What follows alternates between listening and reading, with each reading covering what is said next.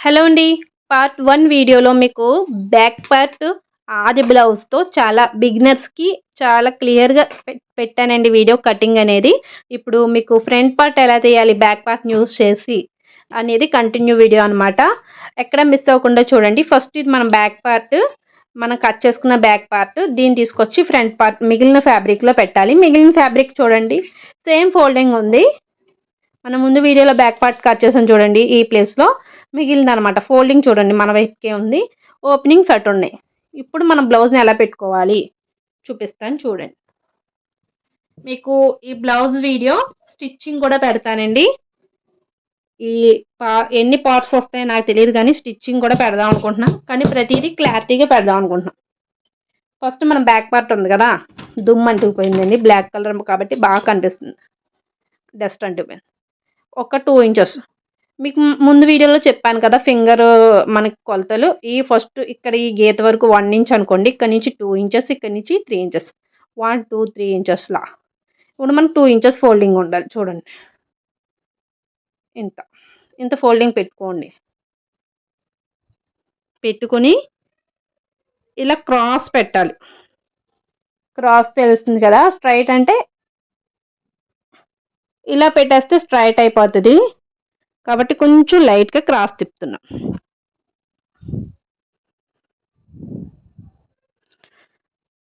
మనం cross cutting పెట్టడం వల్ల బ్లౌజ్ మన ఫ్రంట్ పార్ట్ పట్టేసినట్టుగా కాకుండా ఫ్రీగా ఉంటదన్నమాట.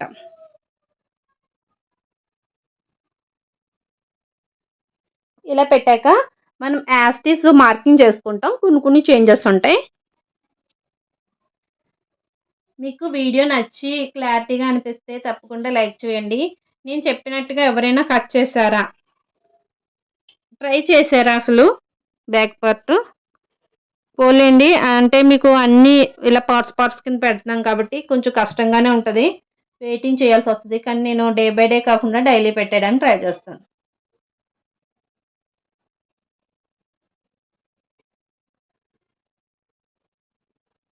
నేను చెప్పే విధానం మీకు నచ్చితే తప్పకుండా ఛానల్ సబ్స్క్రైబ్ చేసుకోండి. ఫస్ట్ టైం చూస్తున్న వాళ్ళు. బ్లౌజెస్ క్లాసెస్ వైజెస్ పెడదాం అనుకుంటున్నాను. చూడండి ఇప్పుడు నేను ఎలా మార్కింగ్ చేశానో బ్యాక్ పార్ట్ ఇలా ఫోల్డింగ్ చేసిన బ్యాక్ పార్ట్ లైన్ మొత్తం చుట్టూరా స్టిచ్ చేశాను. లైన్ మార్క్ చేశాను. కాకపోతే అక్కడ చూసారా ఫ్రంట్ దగ్గర ఓపెన్ వదిలేసాను. ఎందుకంటే మనకు ఫ్రంట్ నెక్ అంత డీప్ ఉండదు కాబట్టి. ఇప్పుడు మనం ఇది తీసేద్దాం. ఫ్రంట్ నెక్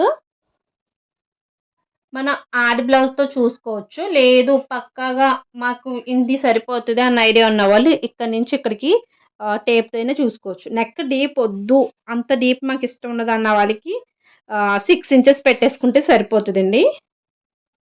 లేదు మాకు ఆది బ్లౌజ్‌తో కావాలి అంటే ఆది బ్లౌజ్‌తో చూసుకోవాలి.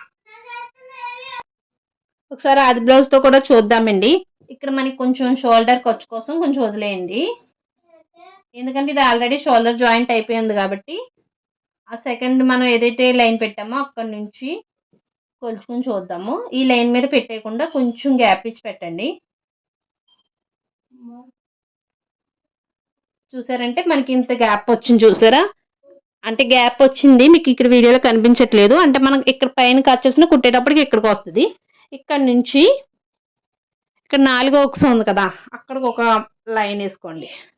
తర్వాత ఇలా పట్టుకొని మెయిన్ డాట్ దగ్గర నుంచి షోల్డర్ ఇలా పట్టుకొని ఈ సెకండ్ లైన్ మనం పెట్టిన లైన్ దగ్గరికి నుంచి ఇలా పెట్టుకొని ఇక్కడ ఉంది చూడండి. ఇక్కడికి మనకి షేప్ బెల్ట్ జాయిన్ చేసాం కదా! అక్కడ ఉంది. అక్కడికి కాకుండా కొంచెం ఒక పావు ఇంచు కిందకి పెట్టండి. మనం ఇక్కడ షోల్డర్ దగ్గర నుంచి షేప్ బెల్ట్ మనకి ఇక్కడికి ఉంది. అది ఎగ్జాక్ట్‌గా పెట్టుకోకుండా కొంచెం పావు ఇంచు కిందకి పెట్టుకోవాలి. ఇక్కడైతే 4 ఉక్స్ దగ్గర మార్క్ పెట్టాము. అలాగే ఇటు పక్కన కొంచెం 1 ఇంచ్‌కి ఇలా పైకి పెట్టండి. ఈ 3 మార్క్స్ అనమాట. తర్వాత ఇక్కడ మనం కొంచెం లోతు తీయాలి. దానికోసం ఒక హాఫ్ ఇంచ్ లైన్ ఇలా వేసి జస్ట్ ఇలా ఇందులోకి కలిపేయండి. ఇటు పక్క నుంచి ఇలా తీసుకొచ్చి ఇలా ఇందులోకి కలిపేయండి. ఓకే. నెక్స్ట్ ఈ మార్కింగ్స్ కలిపేసుకుందాం.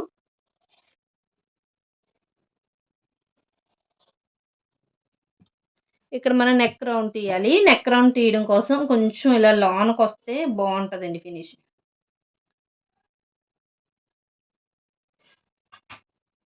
ఇప్పుడు కట్ చేద్దాం.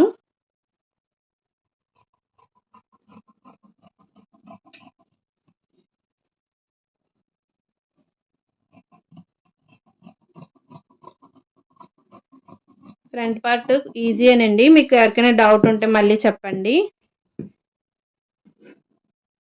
ఇంకా క్లియర్గా వీడియో పెట్టమంటారా లేదా అర్థమైందా కామెంట్ చేయండి. ఏమైనా డౌట్స్ ఉన్నా అడగండి.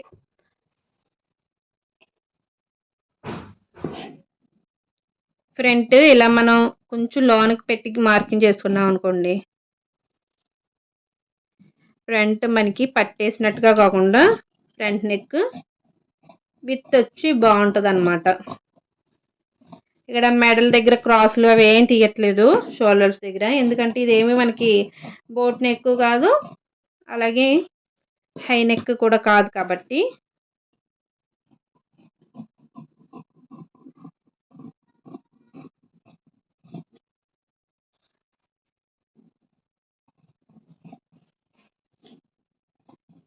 అదైనా మనం ఇలా కట్ చేసేసుకోవచ్చు. మీకు ముందు వీడియోలో బ్యాక్ పార్ట్ కట్ చేయడం చూపించాను కదా, దాన్ని బట్టి ఇలా ఫ్రంట్ పార్ట్ ఈజీగా వచ్చేస్తుంది. మరి ఫ్రంట్ డాట్స్ ఎలా వేయాలి అంటే ఇక్కడ చూపించేస్తున్నాను చూసేయండి. ఇది మనకి ఉక్సులు పట్టి కాజా పట్టి వచ్చే సైడ్ కదా, దాన్ని ఇలా సగానికి ఫోల్డింగ్ చేసేయండి. ఇక్కడ ఒక టక్స్ వస్తుంది మీకు. నేనైతే ఇలాగే వేస్తాను, ఈజీగా అనిపిస్తుంది నాకు. చూడండి ఇక్కడ 3 ఇంచెస్ లైన్ కదా మనకి ఫింగర్, 3 ఇంచెస్ పెట్టేయకుండా 2.5 అలా. ఇక్కడ ఇలా మనకు ఒక డాట్ వస్తుంది, 1/4 ఇంచుకి ఒక డాట్ వస్తుంది. నెక్స్ట్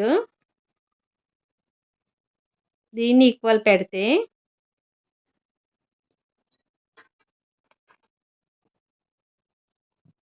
ఇక్కడ ఇది సెంటర్ అవుతుంది. ఇప్పుడు మనకి 3 డాట్స్కి సెంటర్ అవుతుంది. ఇక్కడి నుంచి ఇప్పుడు మీకు మరి హెవీ చెస్ట్ ఉండి ఎక్కువ ఉండాలి అనుకున్న వాళ్ళు 3 ఇంచెస్, అంటే కొంతమందికి షేప్స్ ఎలా ఉండాలంటే షార్ప్గా ఉండాలనిపిస్తుంది, కొంతమందికి రౌండ్ కావాలనిపిస్తుంది. రౌండ్ కావాలన్న వాళ్ళు 2.5 పెట్టుకోండి ఇది ఈ లెంత్. అలాగే ఇక్కడ కూడా కొంచెం తగ్గించి పెట్టుకోండి. అలా కాదు మాకు షేప్స్ షార్ప్గా కావాలి, ఆ కప్స్ అన్నవి కావాలంటే 3 ఇంచెస్ పెట్టేసుకోవాలి. ఇలా నేను 2.5 పెడుతున్నాను. తర్వాత ఇక్కడి నుంచి ఇక్కడికి 2 ఇంచెస్ పెడతాను. ఎప్పుడు అంతే. ఇలా మనం ఇక్కడికి 2.5 పెట్టాం కదా, ఈ లైన్ పొడవు లైన్, ఇక్కడ నుంచి 2 ఇంచెస్ పెట్టేసుకుని ఇలా క్రాస్గా పెట్టుకుంటే మనకి మెయిన్ డాట్ వచ్చేస్తుంది. సేమ్ ఇక్కడ కూడా ఈ విధంగా 2 ఇంచెస్కి 1 ఇంచ్కి సారీ.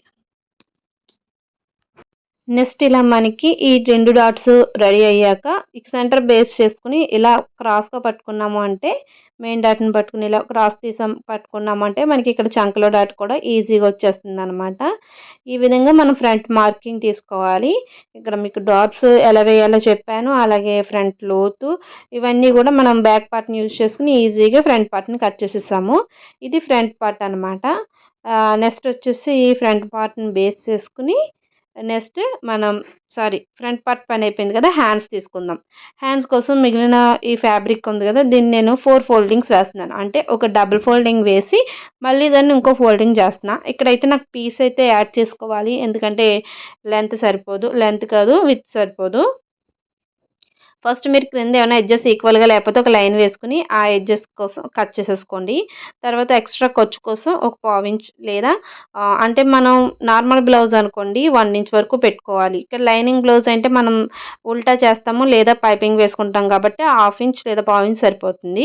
ఇక్కడ హైట్ వచ్చేసి నేను 7.5 తీసుకున్నాను మొత్తం ఖర్చులతో కలిపి. అంటే నేను కొంచెం ఇప్పుడు తీసుకునే హ్యాండ్ కొంచెం మీడియంగా ఉంటుంది అనమాట.